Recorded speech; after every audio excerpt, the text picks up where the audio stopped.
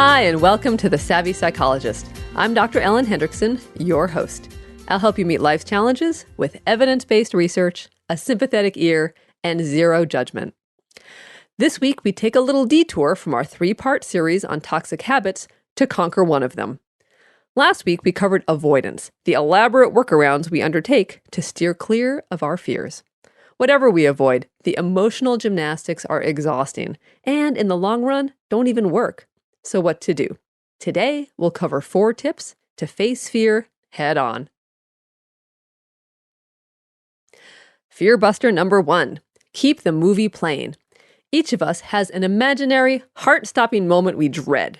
If you're camera shy, for example, you might worry about making a fool of yourself on video and then finding it on the web, with hundreds of comments confirming your ridiculousness. Or, if you fear conflict, you may picture yourself lamely trying to assert yourself and then bursting into tears. Whatever you fear, don't hit pause on your imagined horror story at the worst possible moment. Instead, keep the movie in your head rolling until you're safe. Maybe your mortifying web video fades into internet oblivion, or even better, you star in others that overshadow it. Maybe your tearful argument starts a real conversation. Bottom line, whenever you picture your fear, push past the worst-case scenario to a safe conclusion. You'll feel better prepared to handle the worst, which, by the way, will likely never happen. Fear buster number 2, bring it on. Eventually, we get tired of being scared. When you're sick of holding yourself back, do a 180 with your willingness. Be willing to stand behind that podium, get on the plane, ask for a raise, or whatever it is you fear. Your willingness is mutually exclusive from your fear. You can be scared witless and still be willing to say to your fear, hit me with your best shot. You'll be ready and, well, willing. Fear buster number 3, get it on paper and then argue back. If you keep a journal, this tip is for you. So first, write down what you're afraid of. Well, okay, maybe first jab hundreds of pockmarks in your diary with a pencil lead, and then write down what you're afraid of. I've wasted my life, no one loves me, everyone thinks I'm a big loser, or whatever your brain is screaming at you. Get it out of your head and onto paper. After a few days, go back and look it over. In the light of day, some of your fears might seem downright melodramatic. Or maybe you'll realize there's someone else's twisted opinion of you, like an abusive partner, cold as ice parent, or middle school mean girl. It's their thought, but maybe you've internalized it over the years. Next, write a rebuttal to your fear. And important, the first time you try this, you won't be able to think of anything, but keep trying. Write down what your biggest fan would say. Let your inner defense attorney build an argument. Jot down all evidence that undermines your fear, even if you think it shouldn't count. Then, rinse and repeat. Create a stockpile of counter thoughts you can turn to the next time your fear button gets pushed. However, if you can't bear to face your I suck fears, or you can't think of any evidence to the contrary, take your pockmarked notebook to a therapist you like and trust.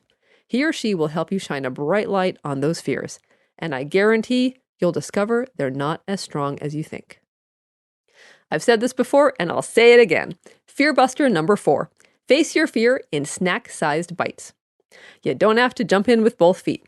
Our party-hating friend Brian from last week's episode is not going to burst through the door of his next party with a big grin and jazz hands. On the contrary, facing fears means starting small. So before Brian's next party, he might plan a tiny, snack-sized social goal that doesn't make him cringe. He might plan to ask a specific coworker about her recent vacation, ask the new guy how he's adjusting, or smile and say hi to 3 people.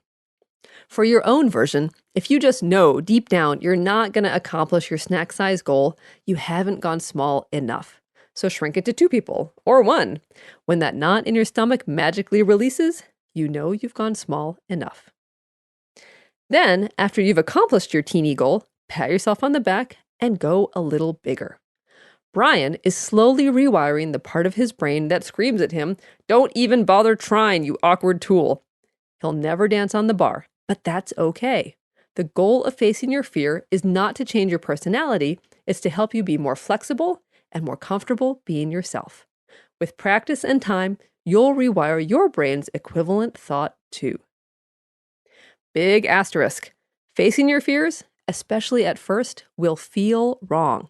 This is not a comfortable ride, but bit by bit, you'll trade your fear for confidence. And here's the thing. In the moment, you won't realize that change is happening. Instead, you'll look back and realize how far you've come. You'll find yourself doing whatever it is you were afraid of without thinking. And that's when you'll know all those butterflies in your stomach have flown away. If you've learned something from a Savvy Psychologist episode, let me know by subscribing. You can subscribe to the podcast on iTunes or Stitcher, or subscribe to the newsletter at quickanddirtytips.com/newsletters. With the newsletter, you'll get exclusive content like the psychology of internet trolls delivered straight to your inbox every other week. So again, to sign up for this and other newsletters from your favorite Quick and Dirty Tips hosts, just head over to quickanddirtytips.com/newsletters to learn more. That's quickanddirtytips.com/newsletters. Thank you for listening. I'm Dr. Ellen Hendriksen. Next week, we'll have the podcast's first ever guest, Dr. Lisa Miller, a clinical psychologist, professor at Columbia University, and spirituality researcher. She is the author of the new book, The Spiritual Child, and I got to sit down with her and learn exactly what spirituality is, why it's important to teach it to our kids, and how to do so. So next week, we'll welcome Dr. Lisa Miller to the podcast. And after that, I promise we'll finally get around to finishing our 3-part series, so be sure to tune in when we reveal toxic habit number 3. In the meantime, a transcript of the episode and more than a year's worth of Savvy Psychologist archives are always available on quickanddirtytips.com/savvy-psychologist. Of course, the Savvy Psychologist is strictly for informational purposes and doesn't substitute for mental health care from a licensed professional. Thank you again. I'll see you next week for a happier, healthier mind.